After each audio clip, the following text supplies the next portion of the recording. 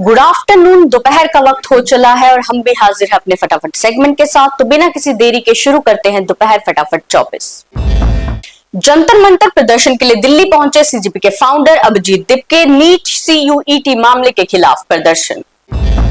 राजौरी में सुरक्षा बलों का ऑपरेशन शेरू वाली 14वें दिन भी जारी। घने जंगलों में आतंकियों की घेराबंदी तेज। टीईटी मामले में जम्मू कश्मीर सरकार ने सुप्रीम कोर्ट में दायर की रिकंसिडरेशन पिटीशन। शिक्षा मंत्री सकीना इत्तू ने दी जानकारी। नशा मुक्त जम्मू कश्मीर के लिए राजौरी में दौड़े युवा। एबीवीपी ने आयोजित की मैराथन। डीवाईएसपी बोले खेलों से हारेगा नशा। भद्रवाह में 2 दिवसीय लेवेंडर फेस्टिवल 2026 का हुआ आगाज। अरोमा मिशन में बढ़ेगी किसानों की आय।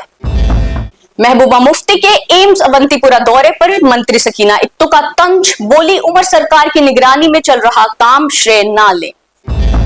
3 जुलाई से शुरू होगी अमरनाथ यात्रा। रामबन में काम जारी। जायजा लेने पहुंचे रामबन के डीसी।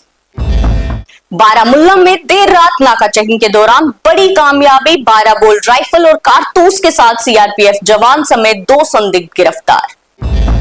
मॉनसून से पहले जेएमसी की बड़ी तैयारी। बाढ़ रोकने के लिए नालों की सफाई और मरम्मत तेज। 30 जून तक संवेदनशील इलाके होंगे साफ।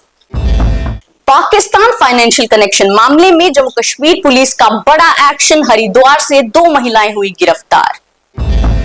अनंतनाग में ट्रैफिक हटाना बोलने पर भड़का ड्राइवर। ड्यूटी में तैनात पुलिसकर्मी के साथ की मारपीट। मामला हुआ दर्ज। जम्मू में तेज धूप के साथ चलेगी लू। आने वाले समय में हीट वेव का अलर्ट। तो ये थी अब तक की देश दुनिया और जम्मू कश्मीर की खास बड़ी खबरें। फिर हाजिर होंगे आवाज फटाफट 24 के साथ। तब तक देखते रहे न्यूज़ रूम 24 आवाज।